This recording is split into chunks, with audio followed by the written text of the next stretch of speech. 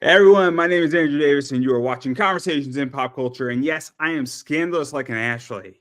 And I do want to remind everybody that this episode is brought to you by my friends over at Pocket Jack Comics, and they are coming to local comic stores near you. And you can right now check out their Sexy Comics Guinevere and the Divinity Factory and Palace of the Golden Princess at pocketjackcomics.com. And if you sign up for Preston's email list, you get a free PDF copy of those books so you can try before you buy. And those books are coming in March, April, as well as by Living Dead Girl, which is on Kickstarter, which is from the minds of Jason Connolly and Gregbo Watson. And what's really cool about that book is that this is the first character Gregbo has had a hand in creating in about 20 years. So It's a cool book. If you're a Gregbo Watson fan, that's kind of one of the books that you might want to get. So obviously very important stuff, but enough about that because I have with me Travis Gibb. There's no S in Gibb. No S. And I got it right this time. So I just want to make that crystal clear because there's been many a time that I've gotten it wrong. But welcome back to the show. Thank you for having me. How are you? How you been? I'm good. I'm good. You know, a lot of stuff's going on, and things are interesting, and figuring out life piece by piece by piece. Right. But they were not here for me. I'm here for you and to talk about you because obviously you got a lot of stuff going on between obviously a bunch of scout stuff, Granite State Punks, some Orange Cone stuff. I don't know if they were taunting you at MegaCon this year. I don't know about that. By placing you against that Orange Cone. No. This year they put me in front of Jeff Loeb. So it's not a good person to admit. I had a great experience with Jeff Loeb. One of my favorite books of all time is a book called Kaboom. Are you familiar with that? Not a lot of people are, so it's okay if you're not. I don't know that book. It's completely okay. Yeah, it's in the Image Rob Liefeld days. So you've got to like be Image, be sub-Image, because it's an extreme awesome days, and it's Jeff Loeb and Jeff Matsuda did a book together called Kaboom. It's only about 3 issues. It's 6 issues total, 2 3-issue arcs, and then a couple of one-shots. But it was one of my favorite books of all time growing up as a kid. I love it. And I met him and I got him to sign it all. But here's the craziest thing, Andrew. I'm a very good judge of character. I don't know if Jeff Loeb loved me or hated me. But it's one of the two.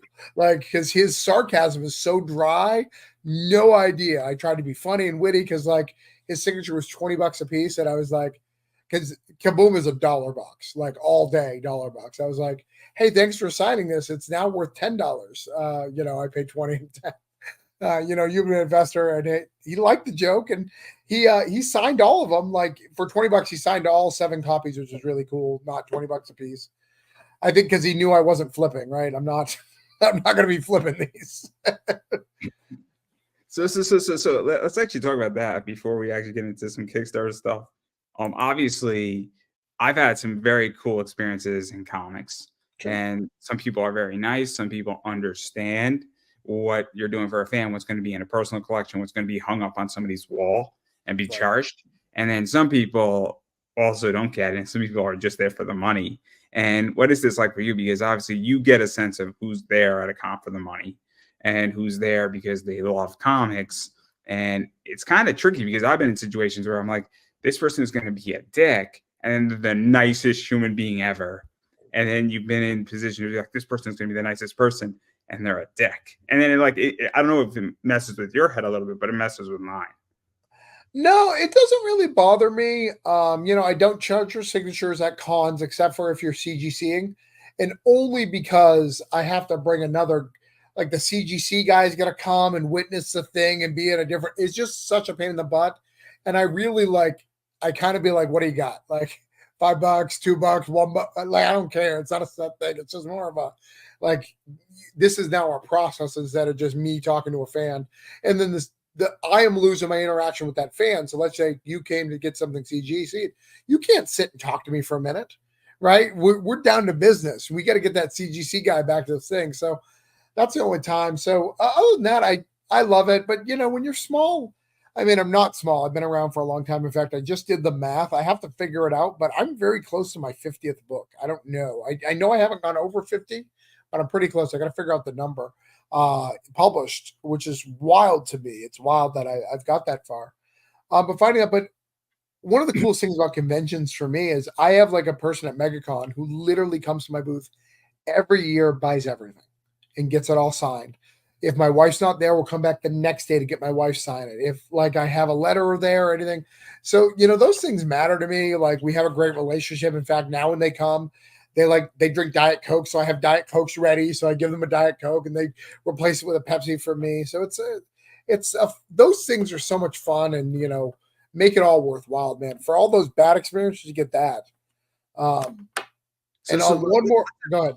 Yeah, no, because I want to touch on this because I think this is something that's very complicated right now in Kickstarter. And to me, Kickstarter isn't just selling me a book. There's a fan interaction, there's a fan experience, there's customer service involved. Obviously, I sell on eBay, and I always try to give a good experience where I always ask my guests, and not my guests, my clients, is, hey, what else do you need?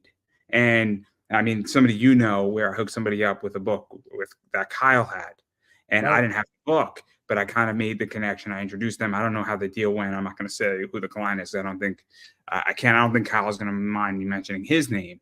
And hopefully they sold the book. It was involving Comics Elite with their cat fight pouches book, which is an awesome book. But like the goal is that's customer service, where if I don't have something, but I know somebody does, and I think that's a real issue right now in Kickstarter is I feel people don't understand that your job on Kickstarter is to produce a great book, get it to me in a timely fashion, get it to me undamaged, and customer service.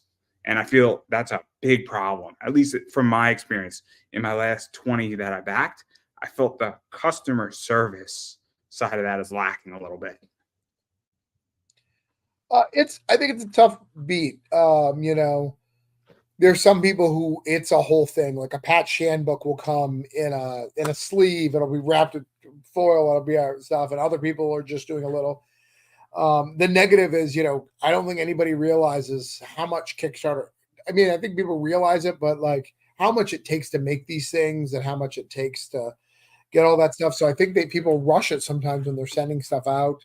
And I also like to communicate. Like the best I can do is, hey, how many of these being printed so I can share the rarities and all that. And I don't think everybody cares about that.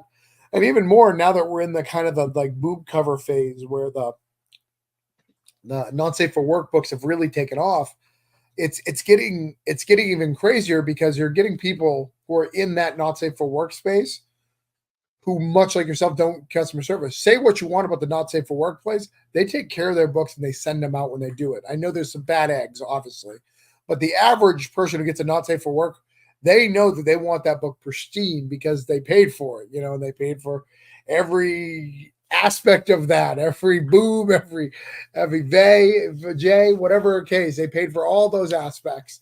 So they want to make sure that they have it in the best quality, no scratches, no nothing. Yeah, no, I guess the way I feel is that I've dealt with a lot of people who don't communicate. Right. I've dealt with a lot of people who really don't have an understanding that all I'm asking for you is to bag and board it, bubble wrap it, ship it in a Gemini. I'm sorry if I'm paying $100 for a book. Right. I kind of expect it in a Gemini. I mean, call me crazy, Travis. Call me crazy here. It's crazy. It's crazy. And even when somebody's late, I'm not saying you're a bad person because you're late, but I find also people think it's acceptable to be late, and it drives me mad.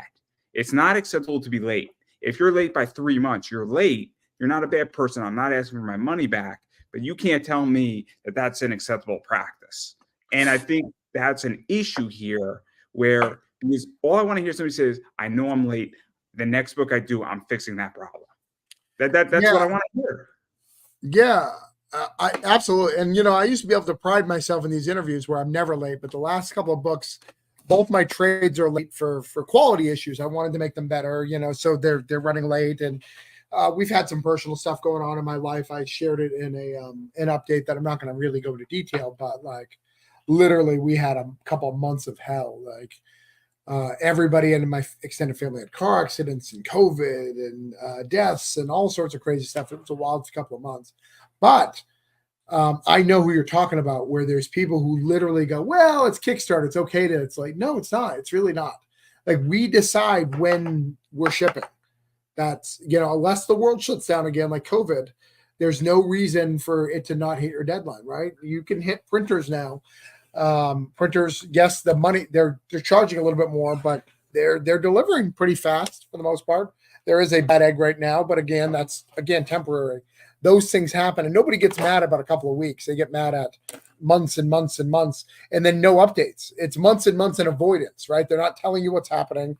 They're not going stuff like I'm late on Cthulhu Invades, but every month I send a video of where we're at of the production and explain why. Like I show you exactly where it's built, so you see it's being built. Where some of these guys, they won't even show you. They'll be like, "Oh, we're working on it. See you next month," or they won't reply at all. They'll just ignore you, and then 5 months later it comes or it doesn't. I mean, look, I've publicly called out somebody, and the person's response said it all, where they went ape shit on me, and that told me everything I needed to know. Meanwhile, it was $28. $28 is not going to break me, but it's still $28 that I worked hard for. And it annoys me more that this person was on my show and I was championing their book. Right. Because you don't back everybody who's on your show. Some people do, but you don't. So I think that's a statement. And so I feel bad, and I don't think I have responsibility, but I said this with Matt Knowles on and what I said to him, I think that's how you say his name, man, unless I mispronounced his name, and if I did, I'm sorry. But what I said is that I feel a little responsible if somebody backed that book and they're in a similar situation now that I'm in, because of my recommendation. Because I don't ever want to recommend your book to somebody and then you don't deliver. And I'm using you as an example because I think you understand the point. And I have 100% delivery rate, so you're good. but you can understand how I feel, because I'm not in this industry to back somebody's project, say you should go back because I backed it, and then put somebody and then 5 people do it, and then it's $100, and that's 5 people who just lost $20 on my recommendation. That's not good for my brand. It's not good for your brand. It's not good for anybody's brand. Did this person say why they're late? Have they been communicating? They communicated once after 2 years, and then they haven't communicated. Oh, so this is like super late. This is not like this is not like a Pat Chan being late by a month. Right. Okay. It's not Pat Chan being late by 3 months. This is somebody who is now late by 2 years and has launched about 6 Kickstarters in between. Wow. And I don't want to name the person on air. Here's the problem, Andrew. I'm very relevant with Kickstarter. I can think of 4 people who that mold fits, and that's too many. You get what I'm saying? Does it have a C in their name? Any of the people that I'm thinking of?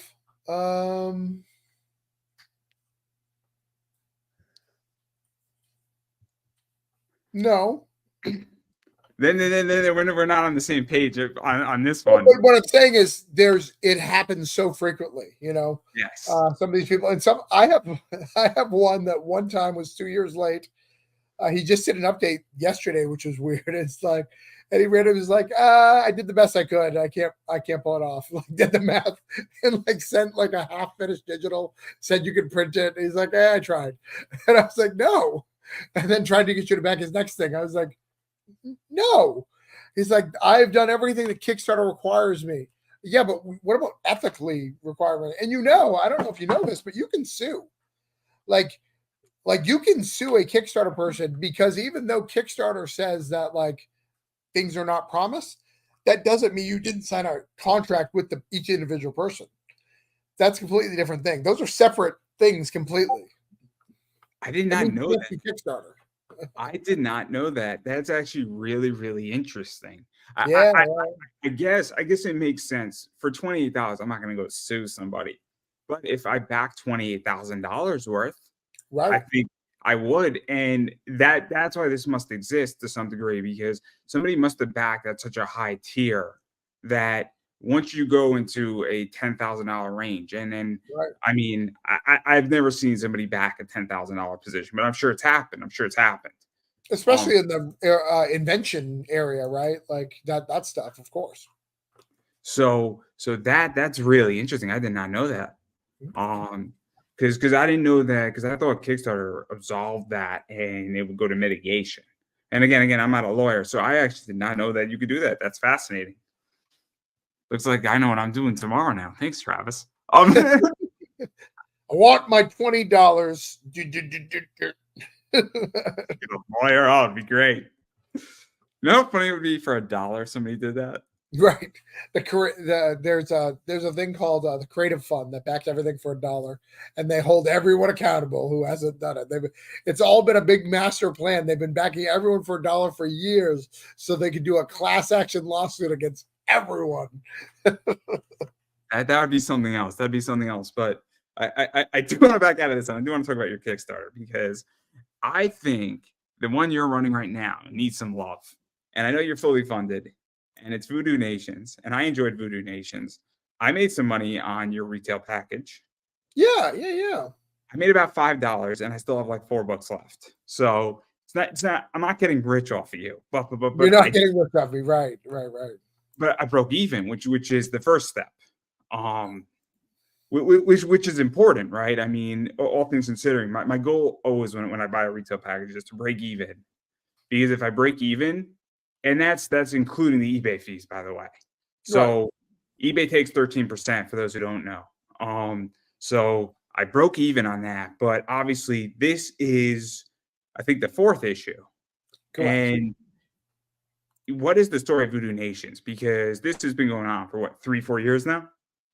Yeah, I think this is the fourth year. We didn't come out with a book last year. It just got lost in the shuffle, because I did Granite State Punk and Coins of Judas. Both were my first times in the direct market. I didn't know how time consuming that was, to message all the stores and like make sure you hit the deadlines, solicitations, all that. On Kickstarter, you just kind of, when it's done, you ship it, right? Like, no big deal. But there's all these things. You got to get it up by March or this and that, final cutoff and deliveries and all that crazy stuff. So we didn't get one out last year, even though this book has been done for about a year. I got finished about this time last year, which is crazy to me.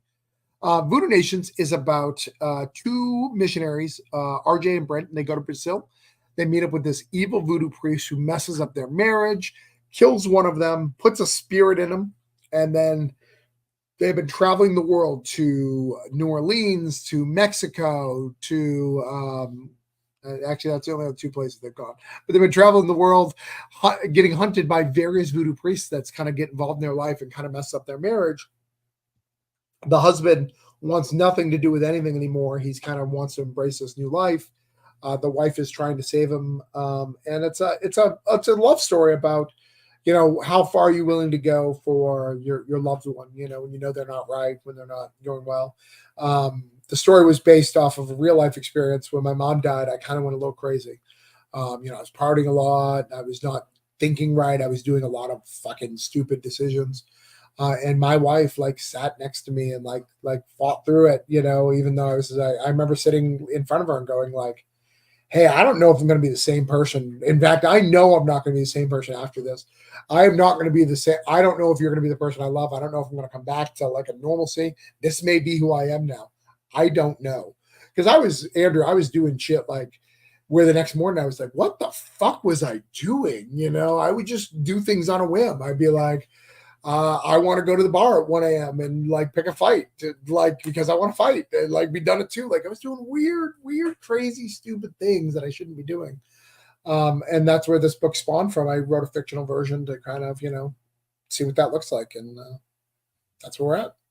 So let's actually talk about this and the book. Obviously, basically, Brent has a spirit in him, and his wife is trying to save him, and they're trying to battle stuff, and it becomes very common. I mean, the way I read it, and I have a different interpretation, and feel free to interject, where I view it as a very physical battle because there is physical confrontation. I view it as an internal battle, obviously with RJ and Brent, and also and Bishop, Lucas to some degree as well is kind of influencing that internal battle. And then it's also very much a spiritual battle, I feel, at the same time, because you have Christianity, because I think they were missionaries. Yeah. And then you have this alternative belief system. And I'm trying to pick the most respectful words I can, because I don't mean to disrespect anybody's belief systems, but clearly all of those things are having a conflict. And it's very interesting when the spiritual battle is taking place while physical battle is taking place, and then an internal battle is occurring on multiple levels. And what is that like? Because it's very, very interesting. This. Yeah, I tried to, we do use a religion of voodoo, which is the proper term for voodoo, and then we use a Christian, but specifically a Lutheran. We don't do Catholic, but do Lutheran because we do Ash Wednesday. That's not known for everything. But what I like to do, on the religious side of it, there is good voodoo priests and there's bad ones. We show both in the book, and then same thing with Christianity. We've shown good ones and there's bad ones because I want to show that faith doesn't, just because someone has faith doesn't make them good or bad. That's not the way it works. Sorry if that offends people. That offends some part of our nation. I don't know if you saw who was on right before you. I was speaking Tomorrow's End, and they're a camp project, and they definitely show a little bit of a darker side to Christ and what their message is and what they do. And it's not all fluffy and warm hugs, their books. And sometimes you see that the heroes are not the good guys in their books and their projects. But sorry for cutting you off. Continue. Yeah, I didn't see that. But yeah, that's interesting. But, so I do that mental thing. But I really, one of the main cores of the book is a spiritual belief in Christianity called equally yoked. So they believe when you're married that your souls are entwined, like your souls become one. And if you affect one soul, you affect the other. And we see that as we're going through of the marriage, because in this world, I am a Christian myself, and I go through that. But I really love telling this story because it's a beautiful thing, because I've heard so many people who don't fight for their marriage or don't try to figure out things. And my wife and I weren't even married at the time, and she just she just had this love for me. That was beyond my understanding, and I think it's a beautiful thing that's rare, and I really wanted to write about it, and that's what came through this. But you also have to make it interesting, right? So we got voodoo priests and cool guys, Bishop Lucas, and obviously there's some twists and turns. Why is he doing this? What was the purpose? Is it just because they came to his land and he got pissed off, or is there a deeper, darker thing that he's doing? Those mysteries are fun, and I love the world trekking, right? I love going to stuff, and especially people who study voodoo. I go to Brazil, and so when you study voodoo, voodoo's not like Christianity. Christianity's the same everywhere. They may do a couple of different rituals, but like literally, the spirits may have the same name in Brazil and New Orleans, but they don't have the same function because it reflects the world around them, which I thought really interesting. So this spirit, who's normally fun-loving in Brazil, maybe fun-loving is not so great in New Orleans, so he does a different thing. And I really liked studying that and doing that. And out of respect for the religion as well, I stayed the hell out of Haitian voodoo. I'm not getting involved in that. I did zero Haitian voodoo priests are in there because that stuff is they're very particular, and I didn't want to get it wrong. So let's actually talk about that too a little bit. Sure. Because what did you say? I said, sure, let's do it. So obviously, when you're writing something, there are topics that you can go in and you're going to upset some people, but you're not going to cross a bridge you can't go back over. And with Haitian voodoo, it seems like it's that bridge that you don't want to go into. So like it's kind of like if you're not an expert in an area, sometimes you say, look, I'm not an expert in an area, but this is what I think. You say, look, this is just my take on it. But again, I'm not an expert in that area. So I'm not going to go tell somebody how to do a comic book. I could say, hey, I'm interested and I like this cover that you did, or I like this style, but I haven't done a comic book. So I'm not going to go tell somebody how to write a comic book. I might say, look, I like action stories. And if you have an action story, I'm going to be more of a backer than if you have a psycho thriller. But I'm not going to say, I'm never going to tell you how to write a psycho thriller comic book. But what is that like? Because I feel like with certain topics in comics, you can't win on that book, and you're only going to hurt yourself if you even go into that. Yeah, I got a call when I announced Voodoo Nations 1 from a Black creator from the Black community, and he was like, hey, man,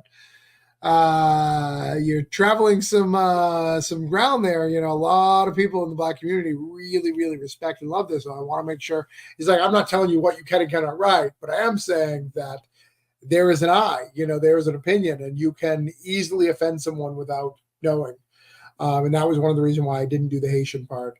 But it's been a struggle since the start of this book. In fact, someone on Twitter a year ago really made me laugh, and he's like, it's Kickstarter season when white guys are writing about voodoo. And literally there was like 5 white guys who wrote about voodoo in a row. For some reason, we are very fascinated with voodoo. Us white guys, writing about voodoo. So you've got to be careful. I'm not as brave as Quentin Tarantino. Look at what Quentin Tarantino is willing to write in his books. I would never write any of those. I couldn't even use the N-word and broke down. Like, it would have been very okay for that character to say, for a couple of those characters to say that. And I wrote it in a script one time, and my wife's like, "I'm editing that out." I was like, "You're right. I'm not brave." So you got to be careful, and unless it's absolutely necessary for the story, I think better to proceed in the way of caution. And that's a very important thing for me when I wrote this book, is showing good aspects of voodoo, showing the religion on both sides, and same as Christianity, right? If I'm doing a battle, I can't go, "Oh, Christians are the good guys," right? We're not in a world where that is okay anymore. Back in the day, no one got mad that the Catholic priest won in the Exorcist, right? No one got mad. It was okay.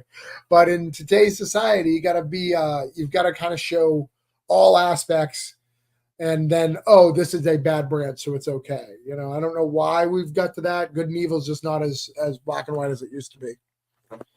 Yeah, I don't know if it's so much that it's not, black and white anymore, but that people also just have more interpretations of things, and that people are more aware of their surroundings. I mean, I work in obviously education, and there's a lot of editing going on, and conversations that happened 3 years ago. The conversations that are happening today wouldn't have happened 3 years ago about books, and using even just, being more pronoun neutral. And I mean, some of these books were written like 10 years ago, and it's now on the table when a program's getting renewed. And that's a brand new conversation for my company. And it's weird because it's kind of like we've never had this conversation, and we're all sitting around the table and nobody knows how to bring up the topic. And it's not, people are like, "Yeah, we could do that fine," but nobody knows how to bring up the topic, and it's so weird, and we just live in a weird time. But I digress. Yeah, I mean, people are talking about it right now. People are getting upset about this morph thing, right? He's non-binary, which for me makes completely sense for a character. But like, people are like, X-Men's woke, and I'm like, but X-Men was woke. And then people are blowing up old Stan Lee stuff. Well, he didn't say it was Malcolm X. Well, he has in interviews, but he's also said that wasn't the basis. He's done both. Like, and it's okay for things to evolve. Like, oh, this resonates to you in that way, you should go into that, right? If it's resonating and working, right? But it's about civil rights. So it's so interesting. Like, even the X-Men, we're having a debate of what it is, even though it's all about, people who are, feel that they're unseen, fighting back and trying to be relevant. I mean, that's what the X-Men are. It's about a minority, or some sort of minority, some sort of unspoken group that's trying to have an equal voice. You can't argue that. Like, didn't they basically tell the entire world we're forming our own island during Civil War? And they for their own island say we're our own country now? Yeah.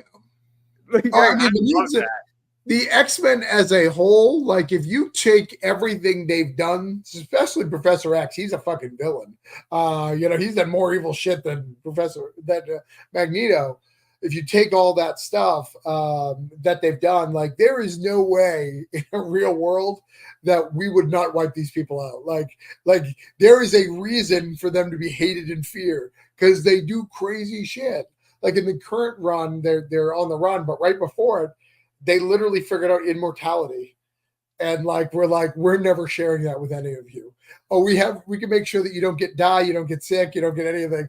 And yeah, the rest of the world can't get that. Leave us alone.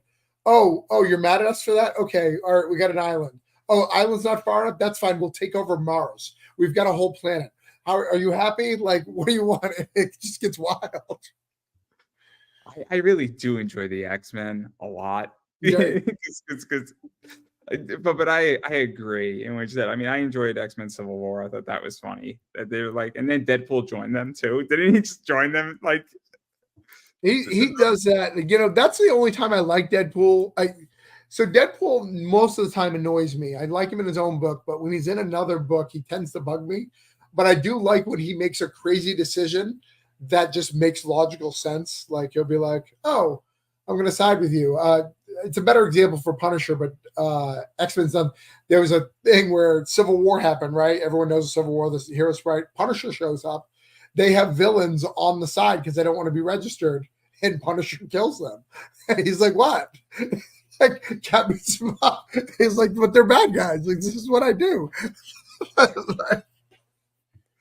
That's what makes comics fun, is stuff like that.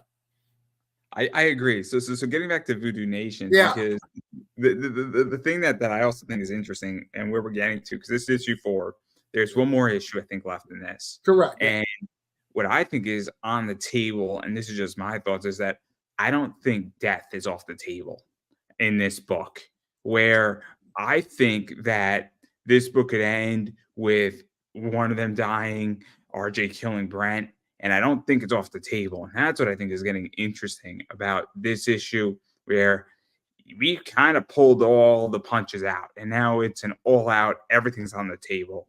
And I think it's interesting because in issue 1 and 2, I felt that we're in a conflict, but you've escalated it in 3 and 4, where now I could see RJ dying, I could see Brent dying, I could see both of them dying, I could see one of them sacrificing themselves for the other to have a breakthrough, or I could see, Bishop Lucas just killing both of them too for another reason. And so what is that like? Because this book now has gone massively dark, in my opinion. Yeah, it was supposed to be a 4-issue miniseries. So I wrote the 4 and I wrote an ending for 4. And then I wrote it and I was like, you know what? It's not satisfying enough for the people who have been reading this book and invested in it. I'm going to give it an extra issue because I introduce all these other voodoo priests and you kind of have to give them all their ending, right? And I didn't want to just like write it off. And you ever read those comics where they got too big and then the last issue has a 2-page spread and each block will have one of those characters you saw in the past, and they get a block of, here's what happened to Billy, here's what happened to Johnny, here's what happened to Spider-Man. I didn't want to do that, so I expended to an extra issue to really flesh out have that big fight. But this book feels epic. This is the first time that RJ and Bishop Lucas, I show it on the thing, they meet face to face. They haven't seen each other in about a year in real time because Brent's been going and doing all this stuff and she's been traveling the world and she had to wait for the Day of the Dead to cross over to do some stuff. So it's been wild. And this book, like you said, it ramps up. We started with just voodoo priests and now we've got friggin' angels. We've got grim reapers. We've got some wild supernatural stuff. It's a supernatural book, kind of blowing up. So yeah, absolutely. That's what it's like. And building to that and getting to a satisfying ending for everyone. Because I don't plan on writing Voodoo Nations again. I think this is it. I'm not saying that Voodoo Nations is done. I'm just saying I don't think I'm going to write it. I think this is my Voodoo Nation story. I may hire, there's Greg Elises, who I've talked to over the years, to maybe hire him to do one that shows Hasten Voodoo. Because I think the series has weight, but I think this is my story. This is my story that I want to tell. So let's actually talk about this too, because I don't know how you feel, but sometimes I feel people stay too long in a series. Yeah. And I think sometimes it's television does this a lot too, more so than I think comics do, but comics do it sometimes as well. But sometimes, great, you had 4 seasons and you had 4 fantastic seasons in TV, or you had 20 issues in a comic. And then it's kind of like, is issue 21 really necessary, or do you want to end on a bang? Right. And I think it's a problem where I get that if your book's making money, that's great. But there's also a position where it's like, do you want to write shit? Or do you want to solely your comic or damage the legacy? And I think it's tricky now because I think sometimes people don't know when to say, I'm good with 5, and then we're moving on to the next one. And so what is that like for you? Because if you're good at 5 and you felt like you did a good job, you have a complete story, you could put it into a trade paperback, maybe bring it to a publisher at some point or shop it around. You're kind of good and done, and you have 5 solid issues. Yeah, I'm happy with that. I think unless you have a story that needs to come out, I think you should end things. Like I think people don't like to do endings. I think like what if somebody wants it? What if it really picks up later? Then talk about that later. I think people are always trying to just expand it. And there is something, I do believe what's killing comics is short form. Like I do believe these short stories are killing comics. I think the reason why manga does so well is there's long form, there's a lot to get into, there's a lot to read, there's a lot to stuff. But that doesn't take away that a good trade paperback is fine. Right? God Country is a one and done. Watchmen is a one and done. It's okay. Like these things are okay to just be finished. I think you can have both and just plan out accordingly how you want to do both. So yeah, I think it's okay, and I personally have had no problem with it. I mean, I wanted to tell the story. We've told this story, and this book has been cursed, as you know. We start out with Luke Stone, and then I've had different color. I've had a color switch out. There was a time where literally my whole print run was damaged, like it was printed out of order. So I've had to reprint it. Like it's always had something that's gone. Like last year, we couldn't get it on the schedule, so it's been cursed. So I'm happy to it be done. But it also, it made me sad. There was a time when I hated this book just because of all the drama associated with Andrew. And I was really sad. I was like, shit, this is a book about my wife and I fucking hate it. What does that say? And it's not because I hated the work. It was the extra out stuff. But over the years, I've grown to love it. The people like you who've read it and been like, I really need to see how this couple ends. Like, I really need to see how it ends. And I don't use foul language in the book, but I do keep it really dark, which I think is really interesting because all my other books, you'll see a fuck everywhere or this and that, where this is not that. I kind of write a story that doesn't need that, but kind of tells it and building to the big satisfying ending that you want more. I want you to want more. I want you to read this issue or the next couple issues and go, man, I wish I knew more about that angel. Man, I wish I knew more about this voodoo priest or that voodoo priest. That's what I want for people. I'd rather leave you wanting more and you not getting it, but having a satisfying book than exploring every backstory of every character and it being, defiled, like, killing, eating off the bones, Yeah, no, in which sometimes I like things being untidied up. Right. I'll give an example, and I'll mention this, and hopefully the manga One Piece. It's a hard one to miss, but there's gonna be stuff, and I mean One Piece has entered its final arc, and there's gonna be stuff that we know nothing about, that was mentioned that we don't know what happens with 17 characters, but that's okay to not know what's happened with a particular character and where they've ended up on this and that. Cool, there's somewhere and we don't know what happens. And maybe that's a good thing because guess what? The world's a vast place. And just because a series ends doesn't mean the world ended in that. And sometimes, you know what it is? It's just that we told a story or you told a story and the story followed points A, B, C, D, and E, and we got off the train at F. And that's the story. And I think sometimes creators, and I see this, and I'm sure you see it too, where they're trying to do everything. And I don't know if they have a real understanding of A is here, which is your start, and you want to get to point H. Right. And it doesn't matter if you go to point F first and then go back to B and then go to E to D to C and then back down to F and through F to H. That doesn't matter. But I think a lot of creators just don't understand storytelling. Right. That's a lot of them. I mean, and you can tell, especially, and that's the negative of the Kickstarter, right? For every book you pick up, like mine, who, I know about writing, I know about the 3-act structure, the 5-act structure, I'm trying to tell you, beginning, middle, and end, and everything I does that. There's some people who are trying to figure it out as they're writing these books, right? So they're like 6 in before they're like, oh, I don't know where this is going, where they're just kind of writing, you get that. But yeah, I think you need to have an end, and I don't think you need an answer for everything. It's nice if you can get it, but it's okay if you don't, because it brings mystery to the universe, of the world. Do you also feel that on Kickstarter right now we are also in a cover variant trap to some degree as well?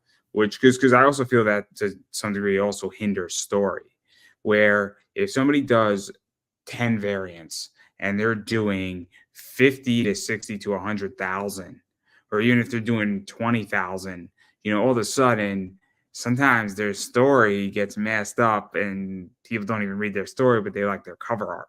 And that's what I'm starting to see a little bit on Kickstarter. And I mean, I would know because I run this business where I sell a lot of variants and I love cover art. And there's nothing wrong with cover art, but a lot of stuff that I pick up, I don't even know the story. And I just know that it's an awesome cover. I mean, I'll prove a point right now. I mean, I picked up some of these Sure. and I don't know anything about this book. I didn't even read it, but I know it's Taylor Swift. And I know Shikari did a great job with that cover, and those covers sell out like crazy in my eBay store because people like Taylor Swift and they like that cover and they like the artist. Yeah. And I've seen a lot of that on Kickstarter.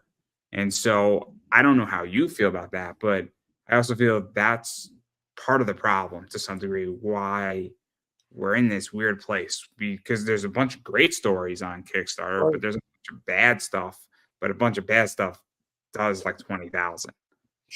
I mean, a bad person, if they have money, can buy a famous cover and sell covers, right? I can bring a Watso cover, a Shikari cover. It's just money. It's just money, right? Like, my book doesn't have to matter on that,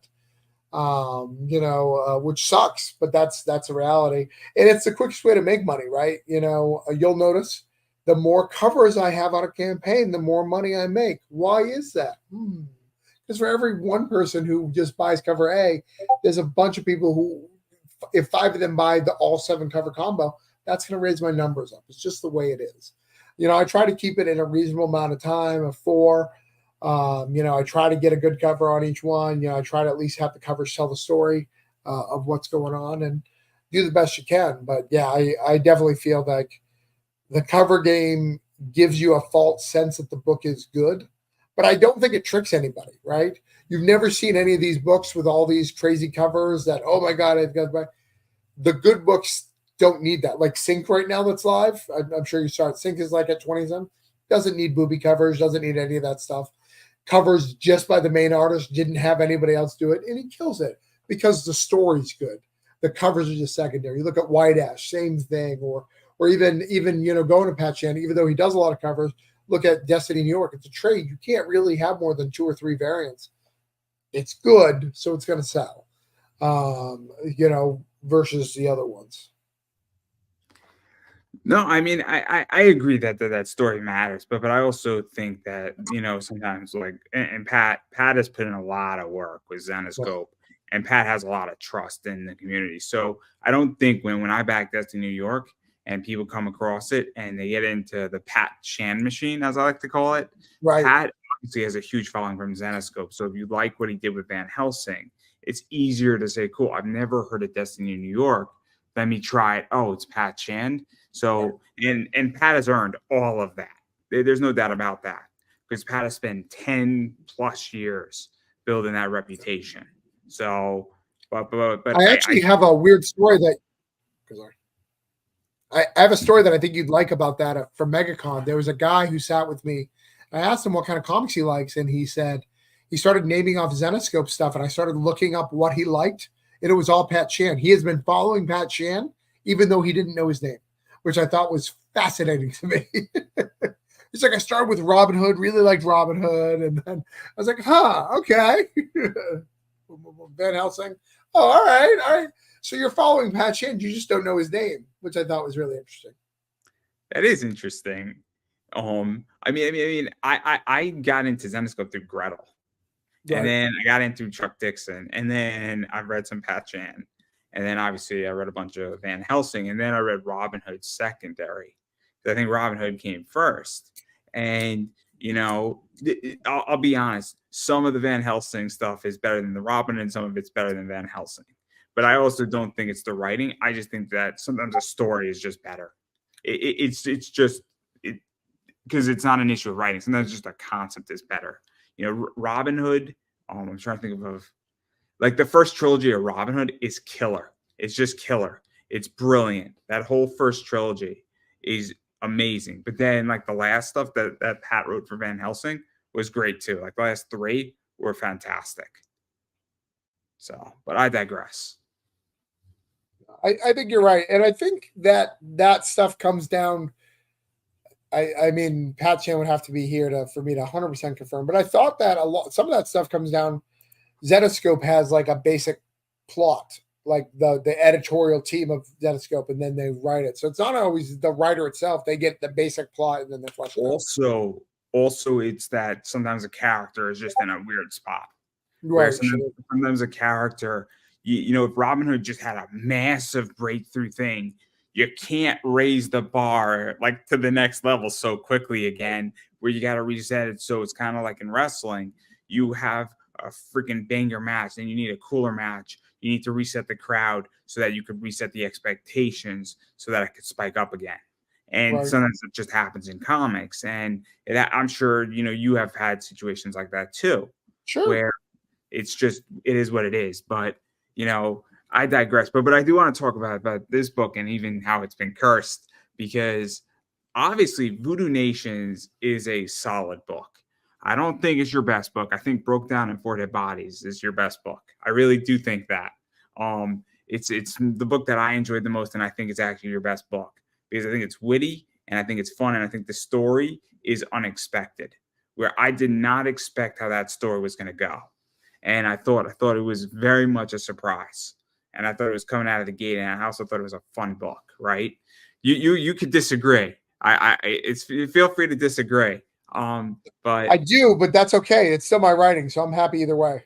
but my whole thing is that I feel that this book should be at a higher level on Kickstarter for what it is. And I don't know if it's just that this book has just had a rough bout, if it's just somehow not connecting, or if the whole algorithm is messed up, or if it's something else in play. And I'm very curious because I know a bunch of people are having a hard time on Kickstarter right now, and they've had it for a while. And I have my theory, but I don't want to trick you or sway you into my theory. So I'm curious what you think. Well, there's a couple different things. I think the reader base on Kickstarter has one. I think the direct market. We don't like to think this, but I think comic stores are doing better. I think there's better. I know that doesn't fit the narrative of what people are saying, but there's better stuff in the comic stores, whether or not they're going to the comic stores and buying them, whatever. You've got James Tierney telling independent stories with The Deviant and World Tree, and you got Jeff Johns doing this Ghost Machine, his old track there. You got Scott Snyder doing something. So I think there's a lot of indie, like good indie stuff that isn't the norm so I think that's one aspect. Two, I think everything has trends. Right now, the trends is these booby books, these little risque books. That's a trend on Kickstarter. It's a fact. They're doing better than anything else. It's just a fact. So I think that expends it too. And so if that's the trend, so let's say the boobies are the trend, and you have friends you've been following for years who go into that route and you follow them, well, that's going to take a lot more of your Kickstarter budget, because a normal, like, not regular book, not safe for work, is going to cost you about $20. If you're going the not safe for all realms, you're going 30 to 40. So you're basically doing 2 Kickstarter books on one campaign. So I think that's part of it. I also think that the algorithm of Kickstarter is not as good as it used to be, meaning that it is spreading people to things that they're not interested in. So I don't think they're linking things as well. I think because of the influx of booby books and of that stuff, they don't know. They're kind of overcorrecting, right? So, all right, cool. If it's booby book or not booby book, we're just going to put them here and try not to mix because we don't want to offend any of the audiences. And I think that overcorrection means the search algorithm isn't as good as it used to be, which affects things. I think the book is still going to do fine. I think we'll still get to close to 200 backers, but I'd love to see growth, and I don't think we're going to see growth on this campaign. Because, I mean, I'll tell you my thoughts a little bit, where I don't disagree with the bad girl art and the booby books and the not safe for work books. Yeah. I also feel that money's tighter right Sure, now. yeah, of course. I think we've entered a phase where COVID, everybody was home. People had less things to do. There was less things to bars are back open, movie theaters are back open, events are back open. And so that has also swayed out money, I feel, where if you had $300, you might only have 150 now because you want to Right. go to a concert, you want to go to the bar, you want to go to an outdoor event or a sporting event. And so I think that's an issue a little bit as well, where there's a little bit less money or half less money. I also think that you have places like Mount Olympus that are doing interesting books. I think you got Merck, you got Comics Elite. Obviously, I think the Taylor Swift thing and those books came in, and I think that they took a nice big chunk in the last few weeks, and they Sure. obviously interest a bunch of people. And so I think that's one of the hottest books and that people have been picking up. And then you have things like, obviously I said, Merck Mag is killing it with certain things and they're releasing a lot of books. And then you have all these smaller up and coming publishers like Stupid Little Monkey, Zombie Eats Flesh, Bad Donut. And I think those companies are also starting to kind of take some market share, but they're not necessarily on Kickstarter. And so I think that there's a lot more choices for a lot of books. And I think that's also part of it. And also, I think there's more people doing Kickstarters. And so if you have 600 people doing campaigns, there's only so much money. And so Sure. now you have a choice and you're going to have winners and you're going to have losers. And so that's what I think. Um, Yeah, and I think we're at the phase of this is hard, but if you were struggling to hit 2 grand before, you're not going to fund anymore. Like I think that that's where we're at right now. I think there's less people buying Kickstarter books. We didn't even talk about student loans. I think that that's student loans are people need to pay them now. They didn't have to pay them for a few years because of COVID and everything. I think we're in that stuff. So I think that if you were struggling before, you're struggling stuff, and that's why you've got to find a reader base. Creators supporting creators is one thing, and that'll help you get to a certain point. But you have to have a separate thing of readers because if you're just relying on creators to support creators, you're not going to make it.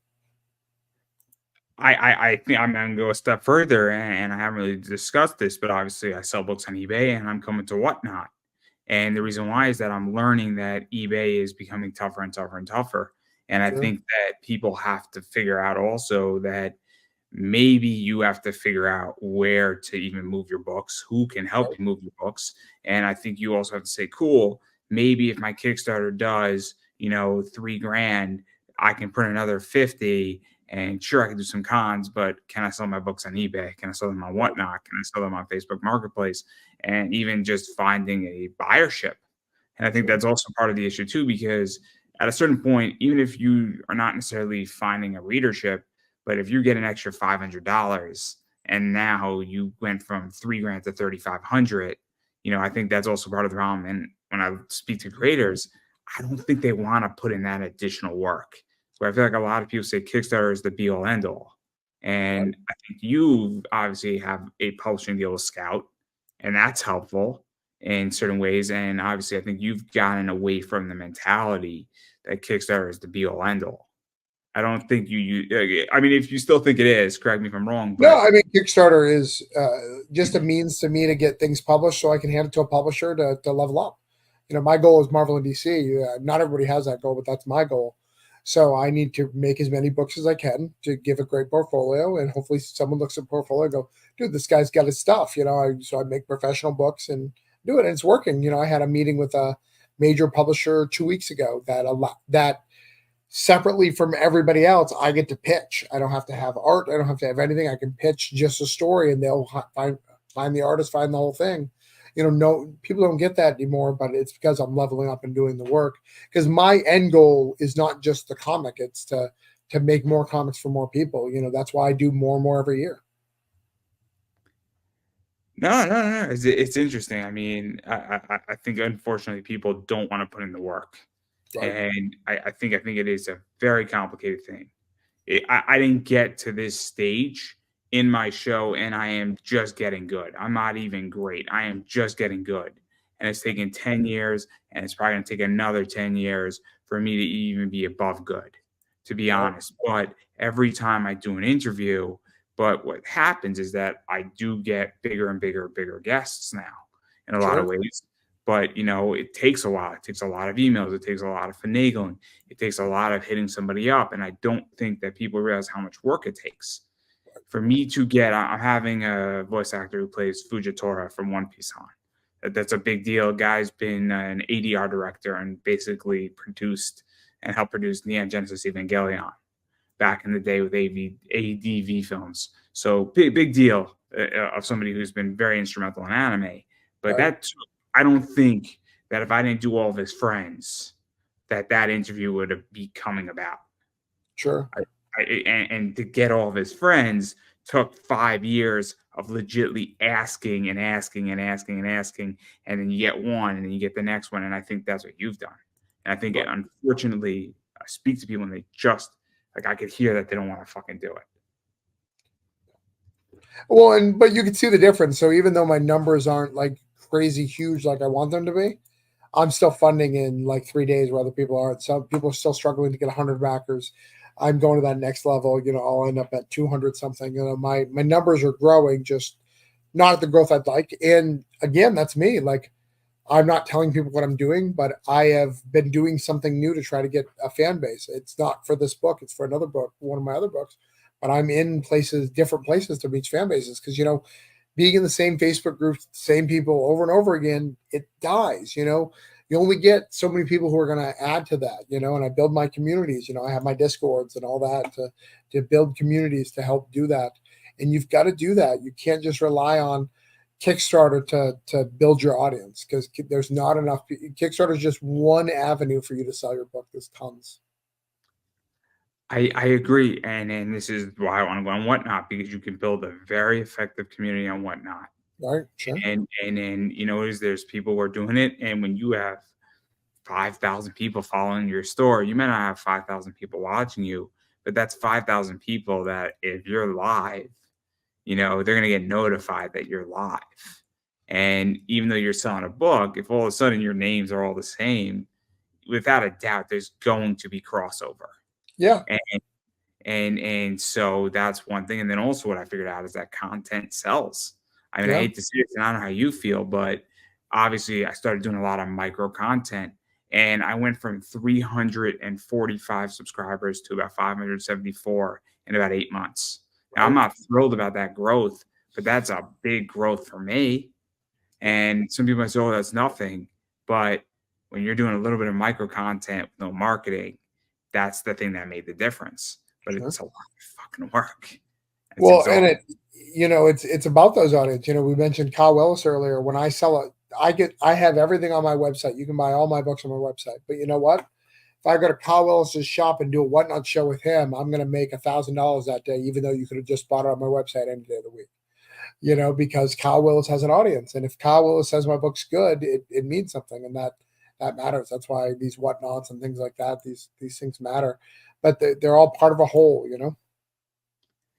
Yeah, so obviously, I mean, Voodoo Nations is going on, but you got some other stuff too. So obviously, Ground State Punks is happening, and a lot of stuff's happening there. Are you gearing up for the third one in that series? We finished the third one. The Coven just finished. So the Kickstarter. So Diamond will get that later. We're working on the fourth one right now. That's in development. Next month, I have a new Broke Down coming out. We have a new small little one-shot Broke Down for. I have some anthology pieces a few people worked on. We also have Coins of Judas from Band of Bards. They're going to do a trade of our volume 1 and 2 of that to make it a big giant trade next month. So we've got a lot of cool stuff coming out, as well as our Cthulhu Invades and all the other cool stuff that we do. So we've got a lot of things coming up the pike. So what is that like for you? Because obviously you have Orange Cone, then you have Coins of Judas with Bands of Bards. And you have the Ground State Punk stuff with Scout. Yeah. And obviously, I mean, all this stuff kind of leverages into each other. I was speaking, obviously, I don't know how many people know my show, but I'm going to state it anyway. Obviously, I interview some adult entertainers. And when they're doing camming, but then they're doing their OnlyFans stuff, that stuff tends to leverage against each other very effectively, because somebody sees their name on one site and they Google their name, and then it brings them to the other site. And then the other site brings them to that other site, and both sites work collectively together. And I think that's kind of where, obviously, not saying you're doing adult entertainment. That's not what I'm saying. What I'm saying Yeah, is but that it works the same. it works the same is the point. I want to clarify the point. Because I want to make sure everybody understands before somebody's like, because I don't want a clip that's insinuating something else. This is after hours. This is what we do on Friday nights, guys. This is what we do on Friday nights. Oh, sorry. It was Tuesday. Everybody has a beer. It's all right. It gets a little funky. We all make a lot of money. How do you think I keep the lights on in my house, guys? Sure. By robbing a bank, of course. But don't tell anybody. I'm on the run still. But like, what is that like for you? Because obviously, when you have a book in Scout, you have a book with Bands of Bards, and then you have your own Kickstarter going on. I mean, all that stuff is leveraging against each other, and I think that's another thing that a lot of creators may or may not understand. And again, it takes a lot to get there, though. Yeah, I mean, so I've got enough creds, that I can get into most cons for free. But even that, the higher you go, the better cred you're going to get, So I that helps me leverage that. It also helps me leverage my name, If you Google my name, it's not just my Kickstarter that can come up. It's not just my website. It's Diamond's Distribution. It's Band of Bards, it's Scout. All those things help, solidify that I'm someone who you want to work with. And then the sales numbers, I try to make sure the sales numbers are high in all those. I sell a lot of comics, and I don't mean this to offend anybody. If anybody gets offended by this, most comics right now are selling in the 500s for indie comics. It's just the way it is. I'm still in the thousands. I'm not at the 2,000 or 5,000, but I'm still in the thousands of all my books because I work hard and I hustle hard, and that's important to me because I want everyone to know that getting a Travis Gibb book is a positive investment, right? You're going to pay me because I did so well that I made enough money for your company that we get to share some of that wealth. So, we're trying to work that and leverage that to bang my success. And, I brought some people over from Scout, but you know what? A lot of people want to stay with Scout. They'll be like, oh, the Coven's out. Cool. I don't want to pay that $20. It's worth me waiting the 6 months for it to come out for me. And that's cool. But then I'm building both audiences. I'm building my super fans. I know that my super fans are going to come over to Kickstarter. And the ones who aren't, they're just going to wait, which is completely cool. And then we're doing the reverse with Band of Bards. Band of Bards, we've had all of our $5 stuff in the comic stores. Well, now we're coming to Kickstarter with the trade because I have a Kickstarter audience. Now Band of Bards can leverage my Kickstarter fame to help them make this book a little bit bigger than it would have been just if they just did the Diamond release, So it works both ways. No, it's interesting. Again, this is not my space. I just buy and sell comics, and I am more than happy to buy and sell my comics because it's so much easier for me just to buy a book for 20 than sell for 60. Right. And I also have a different mentality in what I'm doing, where it's not a secret for those who want to know, where I will buy a book and then I will sell it, and then I make about $16.45 in pure profit on a $60 book that I bought for 20. After fees, taxes, and repaying back the book. And then I take that money and I will just buy a good dividend stock and I will get paid monthly for it. Right. So again, I have a very different mentality. But I'm not interested in being a creator in the comic space. It just seems so hard. It just seems so hard. And it doesn't seem like it's getting easier. Right. And I hate to say that, but I don't have the itch. Right. It's okay. You're giving me the shame approval here. No, I mean, you've always been that way. You've always been more of a flipper and trying to figure out the market and try to understand it. And what I love about you is though I've seen you, come on here, say when you've got it wrong and say when you've got it right too, which I think is not a lot of people do. Like always, people want to talk about their success, but they never want to talk about when they didn't do the right investment, it didn't work out. Like the Taylor Swift, for every good Taylor cover there's a lot of bad ones that are not selling crazy, I would say that on the Taylor Swift trade, it's 30-70. Sure. So 30% of them are fantastic. Right. the like this right here in the metal. So the metal sold out within like 10 minutes. Sure. And the virgin metal sold out within like 5. The trade sold out, I think, in 10. And I Right. sold one of mine for like 135 on a $55 book. Nice. So and then I sold the virgin for like 90, and that was, I think, like a $50 book. So and then I sold the foil for like, I think, like 85, which was also around, I think, like 50, give or take, somewhere in that range. So those all were great. But then the trade dress isn't moving. But that was like a $25 book. But then there's a super gold version of that book, that the set, and that's $125 that I sold. But then there's the base set, and half the base set moved, and then the other half didn't. But theoretically, with all the trades, that's why I say it's like 70-30, because 70% of it isn't moving, but the Shikari stuff and that base set pays for half the base set.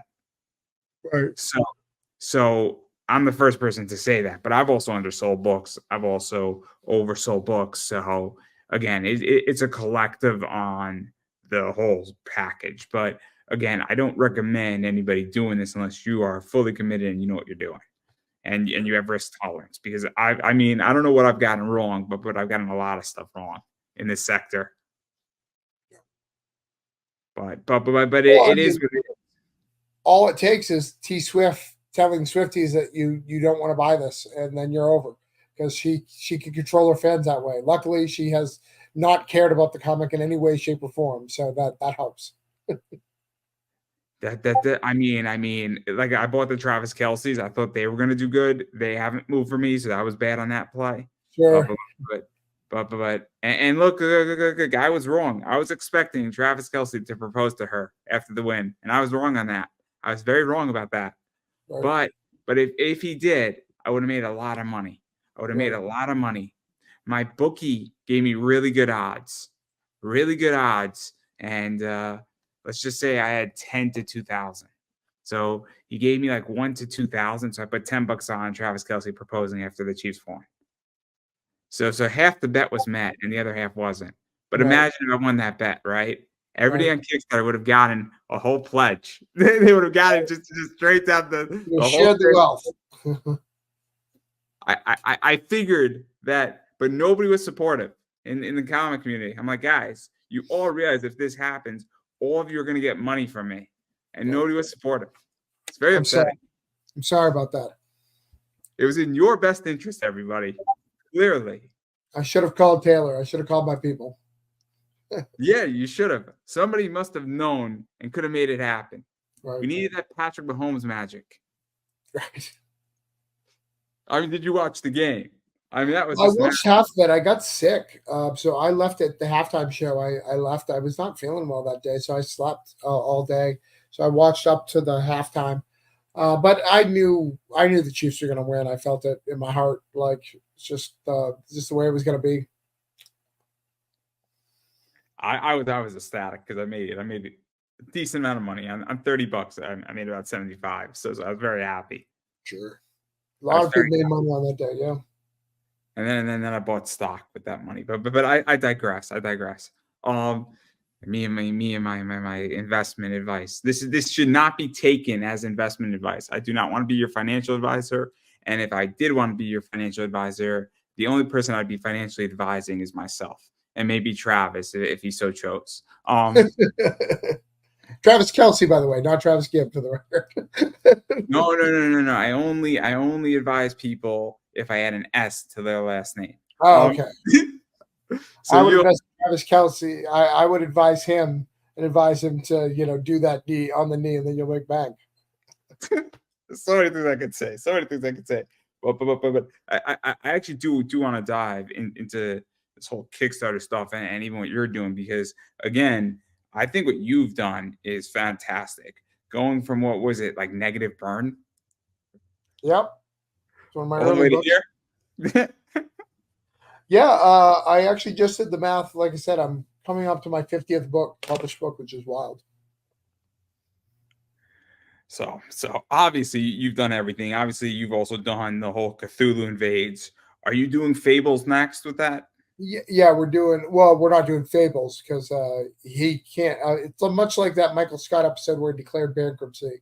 Can't just declare bankruptcy, Mr. Fable. You cannot just declare that it's public domain. It doesn't work that way.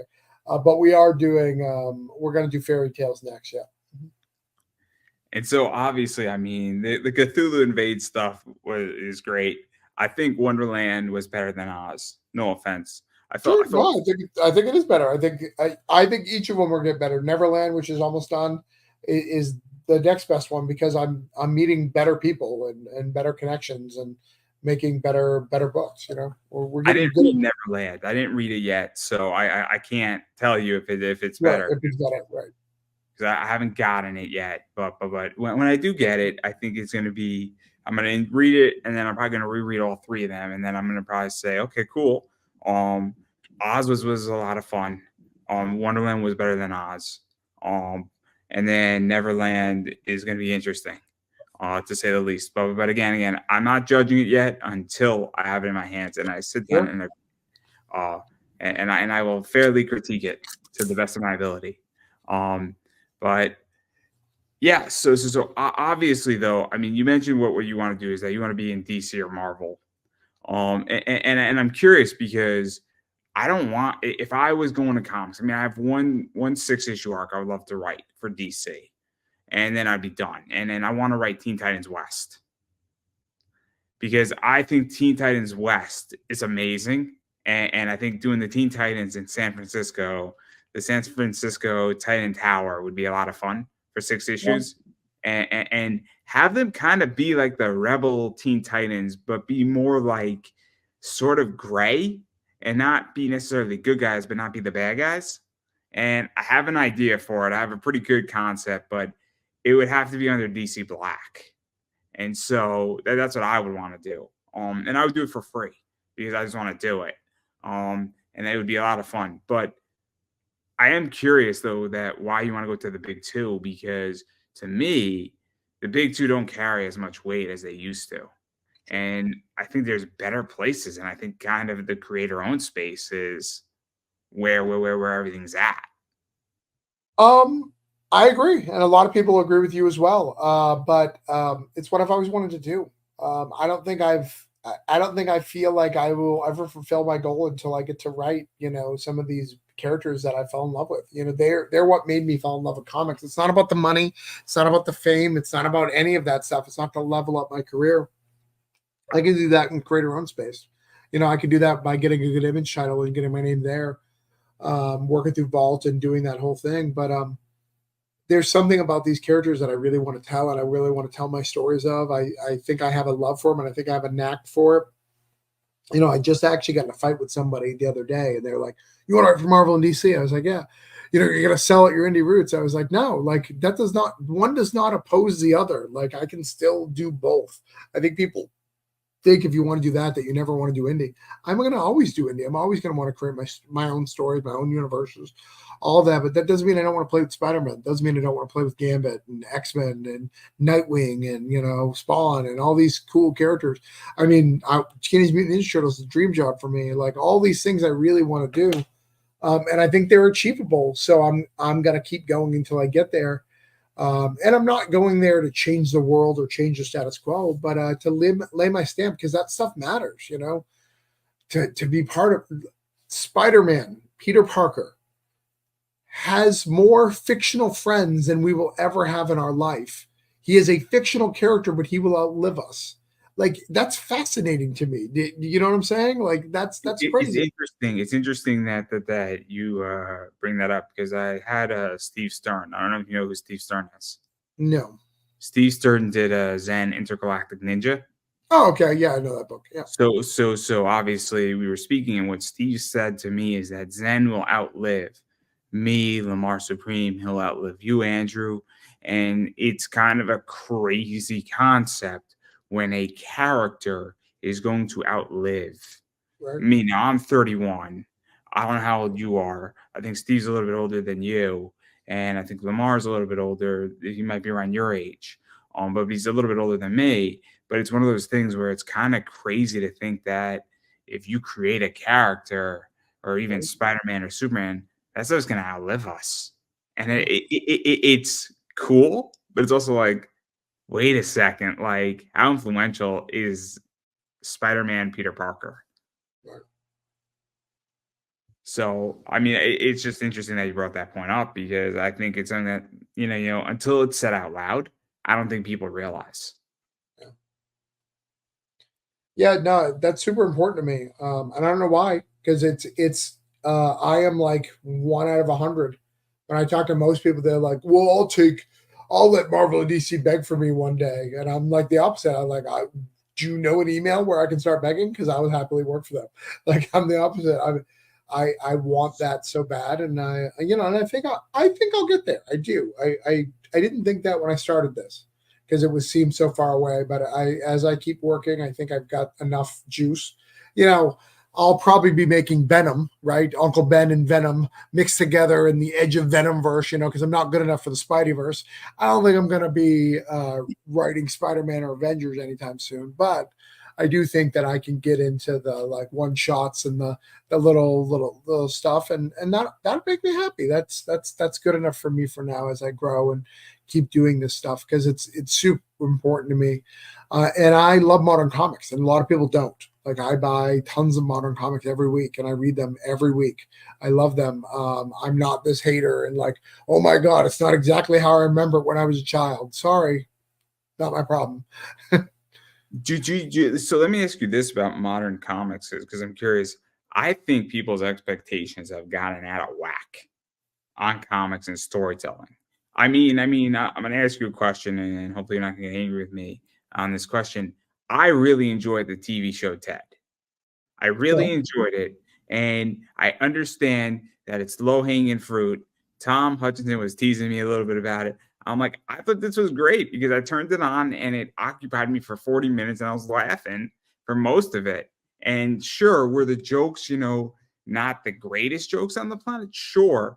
But you know what it is? I just felt it was a coming of age high school story, and him and Johnny are just getting high all the time and they're just screwing around and trying to get into trouble. And I kind of just thought it was great where it's like it accomplished its mission. Did it reinvent the wheel? Not really. Was it as edgy as Ted the movie or Ted 2? Not really. But did it entertain me? Yeah. And I think, I don't know how you feel, but I feel like a lot of people are saying this needs to be the next greatest thing on the planet. And I need you to like it. And I need you to say, I reinvented comics and I'm the Messiah. Like that's legitly what I feel people want versus saying, I'm just gonna write, Uncle Ben meets Venom. Like playing frisbee. Like to me, like isn't that the point of comics to entertain me? Sure. So what's the question? No, I mean I don't like. I guess I don't understand why there is so much hate and why people have forgotten the point of a comic is that you spend $5 and it's supposed to entertain you for 15 minutes or 5 minutes. Yeah, I think it's like this, right? I'm going to use a wrestling analogy because I know you're a wrestling fan. Did you watch the Royal Rumble? I'm sorry, I only watch men getting thrown over a rope every 90 seconds. Of course. I think this year's Royal Rumble is the best example that I can tell you about the way I see that stuff. The Women's Rumble, every person in that match got to tell a story, and it connected to the next story and to the next one until it became a big finale, right? So we had this interweaving story where everyone got to tell stuff. Even people who you knew weren't going to win had their little story moments, right? They had this beautiful stuff. Versus the Men's Rumble, where everybody's like, my spot matters when I have my spot, and then anything in between is just filler and a waste of our time. I think that that's where we're at with modern comics. I think that the majority of people want the Men's Rumble, right? They want this beautiful, they want like just their moments, and none of the other things matter except for that moment for that character that you like, and that being the whole thing. Where me, I'm very happy just telling stories which have little moments that lead to a big finale that really makes you satisfied and feel you're good about it. It's good long form storytelling. And I think that that's where we're at in the comics market. I think a lot of people want these big epic and adventures that need to happen over and over again, instead of telling little stories that just build the character and develop it, and hopefully make impactful and make those bigger stories matter, make those bigger moments matter. I could see that. I mean, I'll be honest. I've been disenfranchised with Marvel and DC for years, and Sure. I don't know what it's going to take for them to get me back into this. I mean, because I don't know a good story from Marvel or DC right now, and I mean, it's a problem, and I don't know how to get back in. And I'm very confused on how to get even into Marvel or DC or where to start. And I feel like I'm missing something. But then I go and I'm read a Zenoscope. I'll read some stuff from Image. I'll read some other weird stuff in the indies. And I'm like, okay, we're getting somewhere. I'll read some Voodoo Nation. I'll read, obviously the Cthulhu Invades stuff. Right. And I don't know how to come back home. Not to steal CM Punk here, but like I don't know how to come home to DC, which I loved 10 years ago. And no, I'm not going to cut a corny promo that has no edge to it. But I will put somebody through glass. But and that's where I'm disconnected. And I'm curious because I don't know if you have any recommendations because you read a lot of modern comics. I have tons of recommendations. The problem is, both Marvel and DC, regardless of how great they are, because there's some great stories in Marvel DC. The problem is their business, and they're just trying to sell you the next thing. So there's so many crossovers, so many stuff that's going to turn you off faster than I can keep you in. Does that make sense? And that's the problem with with the companies and why they're not retaining. They're retaining people like me because I never stopped, right? If I would have stopped, I'd probably be in the same boat as you, and I never stopped. Most people quit. They grow up. I do not. I stay the course. But Nightwing's better than it's ever been.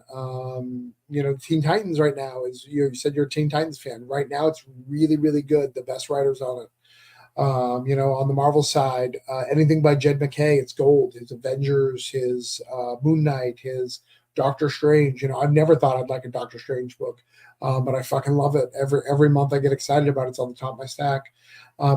But as you notice, these aren't the books that you expected me to say, right? You expected like the Spider-Mans or the X-Men. Those books are good, but they're just good, right? They're not amazing. They're not blowing me away. Ultimate Spider-Man's good. Is a little bit better than average, but it's building these things. But the difference is these books are way better than they get credit for on the internet, right? A lot of people like bash the internet. They don't read the books, where they're way better. They're more in depth. They're telling new, unique stories. They're not just pandering. You hear what they're doing, and it's just not true. Like, they're doing some dark and crazy stuff. The problem is, we always want new, bigger, badder, and we also want nostalgia at the same time. And it hasn't worked. It's not working in anything that's trying. Star Wars to any of these things that we want nostalgia. It's just not working. It'll work for a minute and then it won't last. Yeah, no, I mean, maybe I'll just go to my comic shop and maybe I'll go pick up some Teen Titans and maybe I'll take your advice and I'll say, oh yeah, Charles was right. I'll be the first person to say you were right. No problem in which that, but like, I don't know how to come back home, and I tried to hold on for as long as I could, and I couldn't hold on any longer when I left, like 5 years ago, or not 5 years, maybe 3 years ago, because I left kind of in the middle of COVID. So I'm like, I'm reading a lot of these comics and I just wasn't happy. And it was just becoming expensive and it just had to go because it was just like this is not worth my money.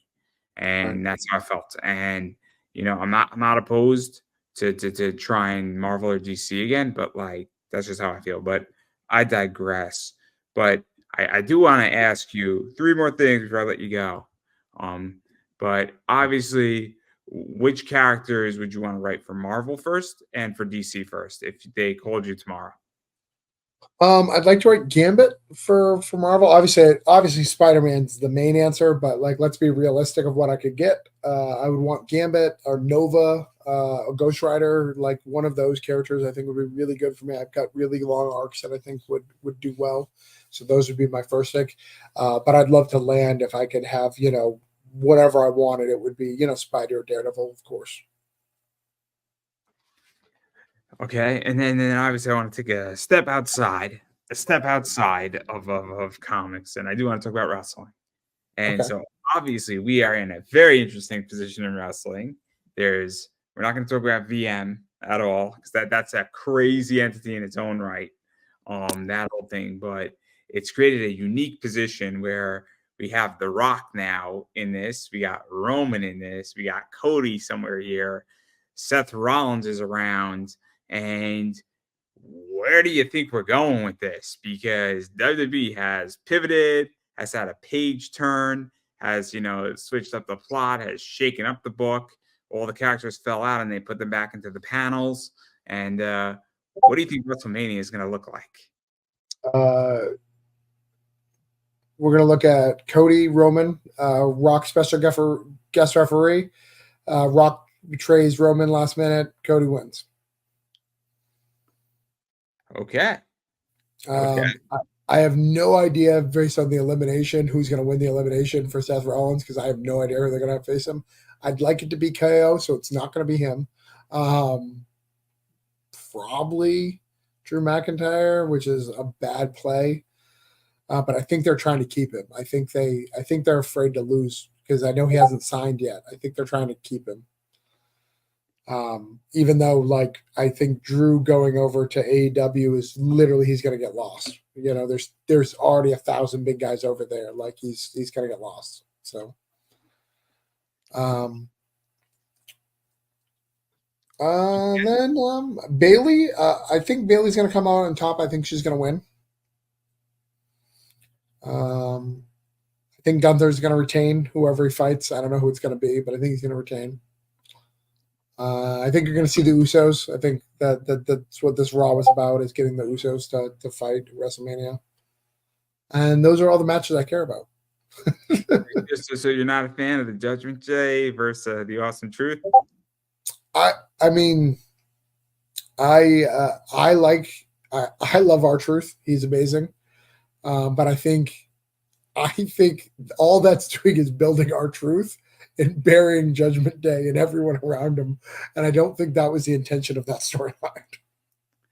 I have a different opinion on that, where I think they should have stretched it out, because I think R-Truth was the most important thing of the whole, and made the Judgment Day relevant in a time where they have been irrelevant, and the only relevance was Rhea Ripley. Yeah. Yeah, I think if they would have made him go face, I think they could have made half it, split it, and made it go face. I think it would have been the smart move. Let R-Truth bring him to face.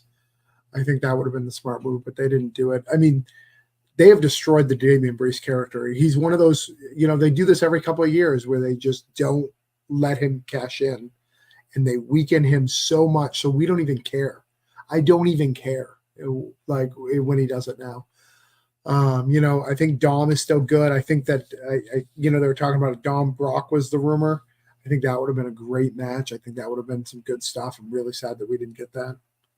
So, I think it's great. But yeah, they've made me not care about the Judgment Day. I actually just want R-Truth to, dude, if they let R-Truth and Miz, retain the titles, I'd be happy with that. But really, I think it's a waste. I think Damian Priest should do something.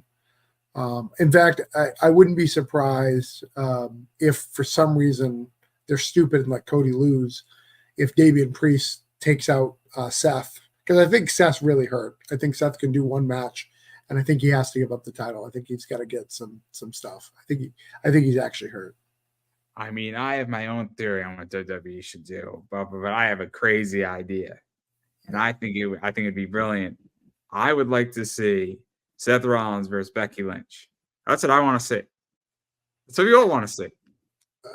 I don't know about that. I have no desire to see that. However, I would like to see Rhea Ripley in the Royal Rumble or get the IC title. Would she be so? Would she be the second or third woman to do that? I think she'd be the third woman in the Rumble, but I think only Chyna's won the IC title. I think that's it. Yeah, I think Chyna might be the only one. I thought there was one other. But I could be wrong. Yeah, as far as I know, it's only Chyna. I know in the Rumble, you've had Nixie Jax, you've had Chyna, and then Rhea would be the third. But what would be great about Rhea is Rhea is not a big girl. Like Chyna was huge, and like Nia Jax was huge. Where Rhea, if you put her with a bunch of the bigger wrestlers, you'll see that she's not as big. But I still think she can hold her own. Fair enough. I just want to see a family affair between Seth Rollins and Becky Lynch, and I want their kid to be the referee. I'll stick with CM Punk. He's not even the man in his own household. So many things, but remember, you know how you were handing that guy a Diet Coke? CM Punk might hand you a Pepsi. I'm fine with that. I'm a CM Punk mark. Like I know, like he looked like shit at the Rumble. He looked like shit, but I still love him. I just love him. I don't care. I don't care if he's, if he's showing his age, he can't keep up, and he's just one of those guys gonna have to try. I still like. I'll pay to see him. He needs to be a bad guy. Sure. I wish he came back, and I wish he doesn't need to be a full bad guy. He needs to be the Punisher. That's CM Punk. He's the Punisher, and he should be gray. He should be like an anti-hero who does some bad things here, some good things here, and you don't know what you're going to get on the particular day if he's your ally or your foe. And I think it'd be fun because then he's in a tag match, and you don't know if he's going to screw his tag partner or not, and you could have a lot of fun with him. But that's what I think. But I'm not writing for WWE anytime soon. But I mean, I think they've been doing a great job. I think the pivot for The Rock has been great. Because, even though I didn't want Cody to fight Seth Rollins, I think the promo that Seth Rollins said of why it's a better match than Roman was believable. Like it was a believable answer. I didn't want it, but it doesn't mean it wasn't believable. So I think they've done some good job there in building that stuff. I'm excited to see. I think they saved their ass, given the circumstance, and given the horrific circumstance of what has come out. And again, I'm going to say it, and I'm going to say it the nice way, and I might piss off people. People are innocent until proven guilty, but it's not looking good. Sure. For Vinnie Mac is the nice way to put it. And it's pretty horrifying. And it's I mean, this if you didn't see this coming, if you're shocked by what was alleged, I don't know what to tell you. You've been living under a rock. Right. I mean, this isn't new. It's just that it's finally coming out more as a fact than anything else. But I think that they've done a hell of a job to get away from that, and they deserve credit as a media company, because I don't know what other company could have navigated that circumstance better than the WWE. Whether you agree or disagree with what Vince did, that company handled that like a champ. But I digress. But we've been speaking for a little over an hour and a half, and I do want to give you a chance to promote yourself. We covered a lot of stuff. Hopefully I did a good job. If not, I'm sorry. But it's a Ghastly. It's like Pokemon. Right, but it's also Venom, so it's confusing. I mean, it's Ghastly. It's Gengar. It's Venom. Hunter. It was $10, man. It was on sale. Thank you for having me. All you can find myself at travisgibb.substack.com. Voodoo Nations, we have 9 days left. You want to come back we'd love to have you on. You can catch up on all 4 issues and see what we're all about. And then I've been saying it, I'm going to keep saying it. You got to support indie. What that means is when people have Kickstarters, you got to go back to Kickstarters. If people have their books in Diamond, you should go order their books from a comic shop. If they have a web store, you should order from there. If somebody's selling their books somewhere else, you should go pick it up. If they're at a con, go support them. If they got a YouTube channel, go support them. All that fun stuff, because it does go a long way. And I get that money's tight, but sometimes if you can't afford a book or you have everything, following somebody on social media, retweeting them, whatever you're going to do, it goes a huge way, and it's very helpful sharing out people's content. As far as I'm concerned with everything that I got going on, I am Pop Anime Comics on Twitter, Pop Anime Comics on Instagram, Pop Anime Comics on Facebook, Pop Anime Comics on TikTok, Pop Anime Comics on YouTube. I do have an eBay store, Pop Anime Comics Collectibles. And yes, I have all 15 of these books in hollow foil.